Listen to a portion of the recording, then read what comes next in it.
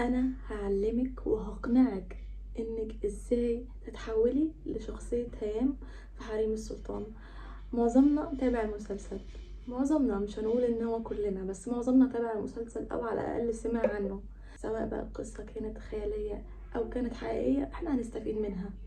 ازاي الست تتحول لشخصية هيام علشان الراجل يعشقها وما يشوفش غيرها. هو كان بيشوف غيرها في المسلسل ده علشان الاحداث بتاعت المسلسل كانت عايزه كده، ان هي تبين ان هو عنده جواري وكده، ولكن هو على رأي القصة ما عشقش غيرها.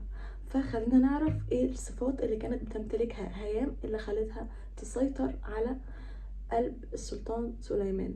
اعتقد ان انا اتكلمت كتير جدا عن المرأة الحورية، فده الفيديو الثالث اللي معانا المثل عن المرأة، معانا مثال حي عن المرأة الحورية. اول حاجة هيام كانت شخصية ما بتخافش.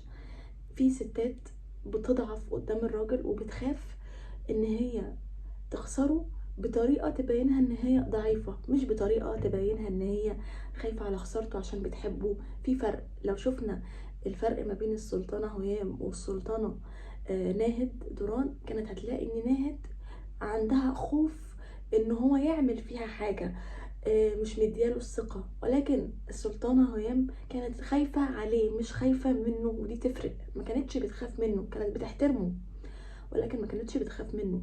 كانت بتوصله دايما في احساسها نظرة ان انا خايفة عليك مش خايفة منك. ودي اهم صفة تكتسبيها في شخصيتك، ان انت ما تخافيش من الشخص اللي قدامك، ما تخافيش ان انت يسيبك او ان هو هيخسرك او ان انت خلاص هتضيعي من بعده. ما توصلوش الاحساس ده، لان وانس ان انت وصلتي له الاحساس ده هو بقى فوق وانت تحت، ما بقيتوش بنفس الكفاءة في العلاقة ما بينكم. هيام دايما كانت محسساه ان هي حاجة كبيرة مع انها هي جارية عادي جدا. تاني حاجة بقى هيام كانت بتعملها، وهي كانت مدياله مكانته ووضعه، ولكن في نفس الوقت ما كانتش مصغرة نفسها جنبه، كانت بتنبهر بيه وكانت بتشوفه حاجة عظيمة، ولكن مش بإحساس الخوف وبإحساس إن هو أكبر منها. ده يجيبنا النقطة الأولى اللي هو عدم الخوف. ناهد دوران بقى كانت دايما في انكسار وخضوع بزيادة. هي حاسة بمكانته ولكن بخضوع اكتر ما هو حب، ولكن هي بتعمل ده بحب. كتير من الازواج بتلاقي زوج مثلا في مكانة عالية ماديا او اجتماعيا، والست اقل منه في المكانة دي، او ممكن يبقوا الاتنين في نفس المكانة ولكن هي بتتعامل معاه ان هو مجرد حاجة بتستغلها، مجرد شخص بيصرف وخلاص، مش مجرد روح، مش مجرد شخص ليه كيانه. ازاي بقى تطبقي اول نقطتين دول على ارض الواقع؟ اولا ان انت تبقي شخصيه قويه ما بتخافش ان هي تخسر الشخص اللي قدامها. ده ما يمنعش ان هي تبين له ان هي بتحبه. كتير قوي من الستات بترفض ان هي تبين احتياجها وحبها للراجل علشان ما تبينلوش ان هي منكسره، عشان ما تبينلوش ان هي ضعيفه. انت عادي ان انت تبيني ان انت خايفه تخسريه، ولكن مش خايفه تخسريه علشان حياتك من غيره هتبقى اسوأ. اللي هو انا لو خسرتك حالتي الماديه هتبقى وحشه، لو خسرتك مش هيبقى لي حد في الدنيا دي، لو خسرتك ما. المصطلحات، انتقاء المصطلحات مهم جدا. انت خايفة تخسريه عشان بتحبيه، انت مش ضعيفة معاه علشان بتحبيه، انت قوية بيه، ولكن انت في الحياة العامة انت مش شخصية ضعيفة. ثانيا في فرق بين الخضوع والاحترام. هيام كانت بتحترم السلطان، ناهد دوران كانت بتخضع له وخايفة منه. ازاي تطبقي ده في الحياة العادية؟ ان انتي الراجل اللي معاكي انتي بتحترميه، عارفة ايه اللي بيزعله وعارفة ايه اللي بيفرحه وبتديله مكانته قدام الناس، ولكن انتي مش بتخضعي له. يعني مش بتعملي الحاجة دي علشان مصلحة شخصية، مش بتعملي اي فعل علشان بتفكري في مصلحتك واللي هو هيديني ايه لما اعمل كده، او ان انتي تقللي من مكانته. هيام ما كانش هدفها بس ان هي تحبه، كان هدفها ان هي تبقى قوية في نظره، هدفها ان هي تستمد القوة منه وتبقى شخصية في القصر، ما تبقاش مجرد شخص بس بيربطوا علاقة بالسلطان. عكس ناهد دوران كان كل همها الحب وبس، او ان هي خلاص اخدت جزء معين قد كده من السلطان فده بيكفيها. ازاي بقى نطبق ده على ارض الواقع؟ انت تبني لنفسك عالم من الموضوع ده، تبني لنفسك عالم خارجي. الراجل يبقى شايف ان انت عندك حياة خارجية، مش بس حياتك معاه هو بس. والحياة اللي انت هتبنيها عادي ان انت تستمديها منه، سواء بقى ماديا سواء اجتماعيا، وات ايفر الحاجه اللي هتستمديها استمديها من الراجل، مش عيب.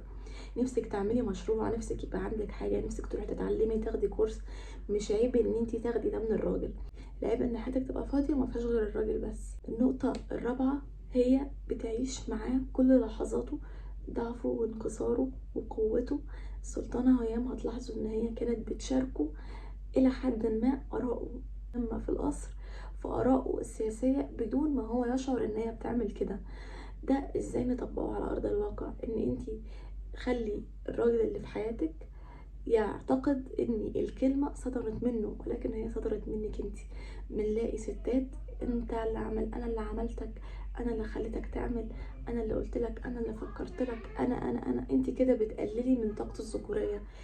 الست الذكية هي اللي تعرف تخلي اللي قدامها يعمل الحاجة اللي هي عايزاها من غير ما تقوله أنا اللي خليتك تعمل الحاجة. وده كان من ذكاء السلطانة هيام، كانت بتشارك في كل آراءه وكل حاجة بياخدها من غير ما تبين إن هي مشاركة.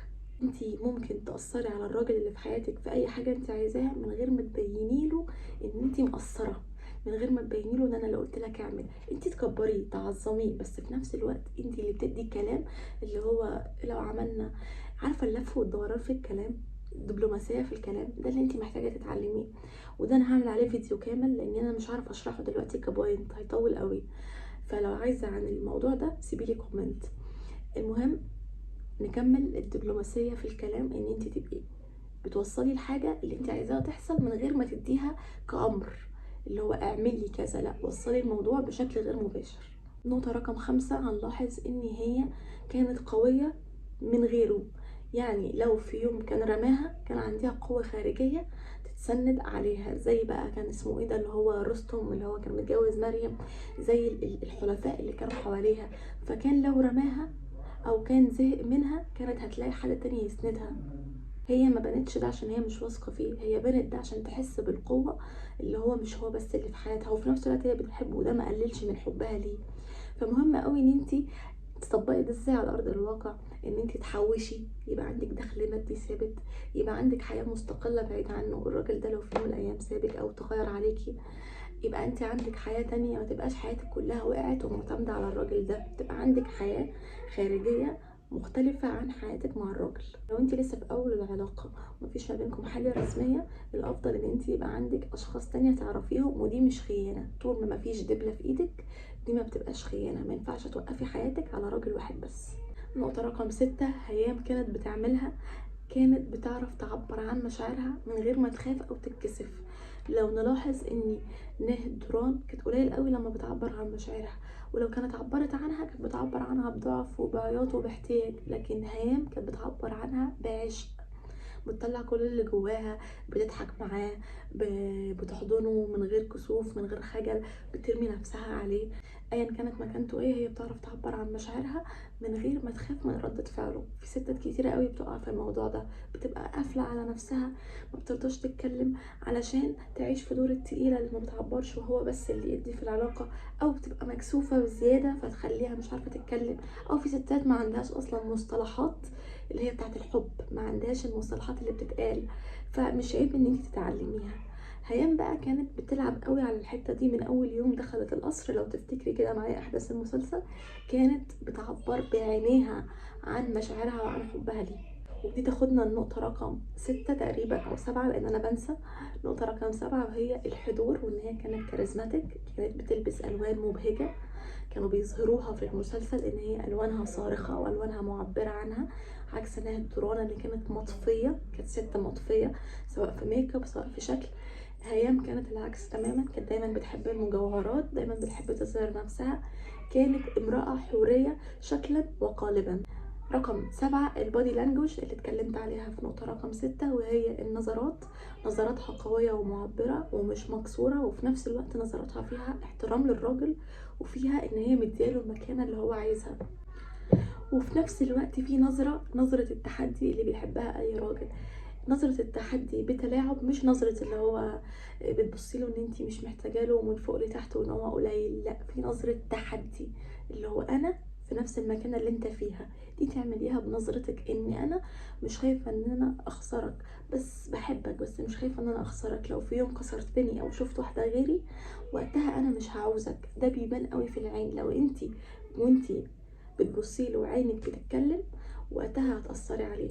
لما تيجي تبصي للراجل اللي في حياتك بصة، خلي جواكي كلام علشان عينك تدي نفس تأثير الكلام. وده سر من اسرار البادي لانجوج، ان انتي تركيزك يبقى على العين، تركيز لمدة 3 ثواني على العين، ثم على الشفايف ثانية، ثم نرجع على العين تاني. دي من اكثر النظرات المؤثرة في الحب.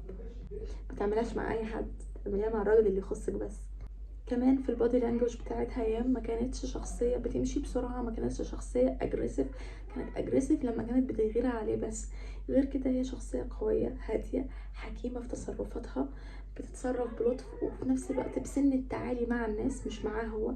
في سنة من التعالي. الراجل بيحب يشوف الست اللي معاه ان هي ليها مكانتها مع الناس، ان هي مسيطرة، ان هي شخصيتها قوية، مش ضعيفة خاضعة مستسلمة. لا، بيحب يشوفك ان انت عندك شخصية. رقم 8، هيام اول ما دخلت القصر سألت عن السلطان سليمان بيحب ايه وشخصيته عاملة ازاي، ولعبت على الحاجة دي. واول ما اتعرفت عليه فهمته كويس.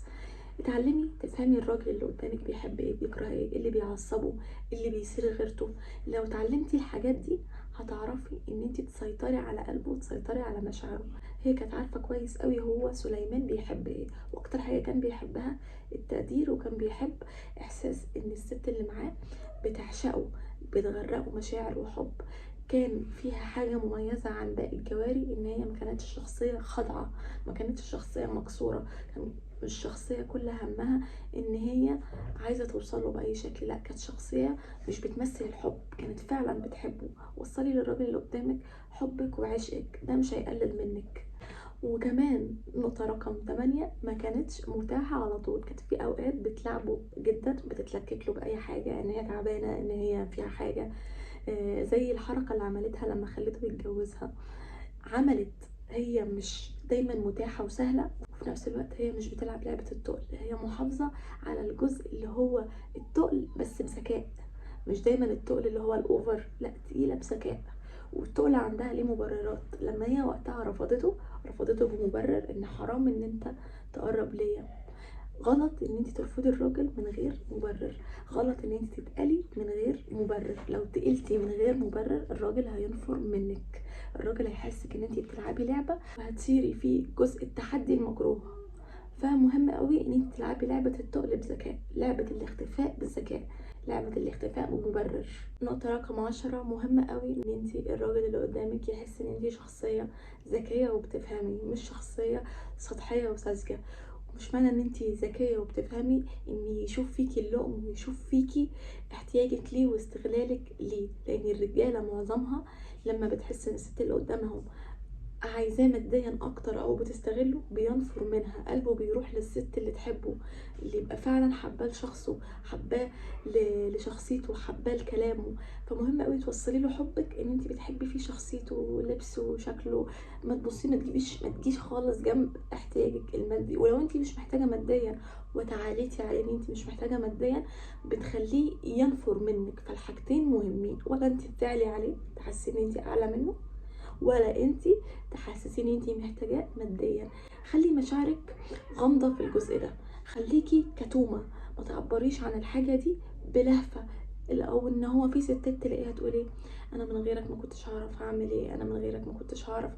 لو نلاحظ في المسلسل هيام ما كانتش بتعمل كده، كانت عنديها جزء اللي هو الحب والعشق، ولكن مش اللي هو بضعف، مش اللي هو يا سليمان انت لو سبتني انا هتدمر من بعدك. كانت بتقوله لو سبتني انا هموت نفسي عشان انا ما اعرفش اعيش من غيرك، مش عشان انا محتاجه لك، مش عشان انا قويه، عشان انا دلوقتي مراتك، لا. كانت بتحسسه ان حياتها هتقف من غيره لو هو سابها، لو هو بطل يحبها، مش لو هو بطل يقدم لها اللي بيقدمه، لا. حياتها هتبقى وحشه لو هو بطل يحبها. اخر حاجه الغيره. هيام كانت بتغير عليه الغيرة الموزونة، كانت أوقات بتغير لدرجة الأذى إن هي تأذي أي حد بيقرب له، وكانت أوقات بتغير وتسيطر على مشاعرها وتبين له إن هي غيرانة ومتضايقة، فهو اللي كان يتضايق وهو اللي كان يتكسف. كانت بتعبر عن ده بأنوثة.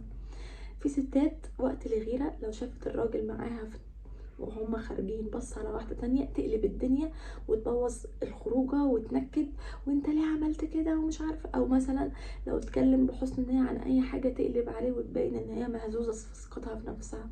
وفي ست تانية لما بتغير على الراجل بتغير من الحب مش من التملك. مهم قوي ان انت تغيري على الراجل اللي معاكي بطريقة الحب، بطريقة التحدي، اللي هو انا انت بتبص على غيري تمام، انا هقلب عليك بس هقلب عليك بذكاء، هقلب عليك بهدوء، معاملتي ليك هتتغير، معاملتي ليك هتقل، اهتمامي هيقل، هيبان على وش الزعل من غير ما انا اتكلم، وانت من نفسك اللي هتتمنى ان انا عاملك المعامله الاولى اللي قبل ما بعملها لك دي.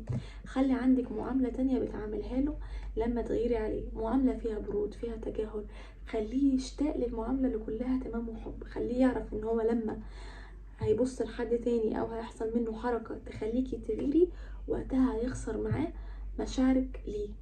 الفيديو طول جدا بس انا عارفاكم بتحبوا نوعيه الفيديوهات اللي بنتكلم فيها عن المرأة الحرية.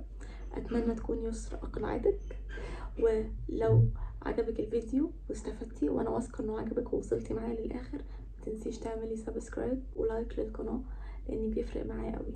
اشوفك في فيديو جديد.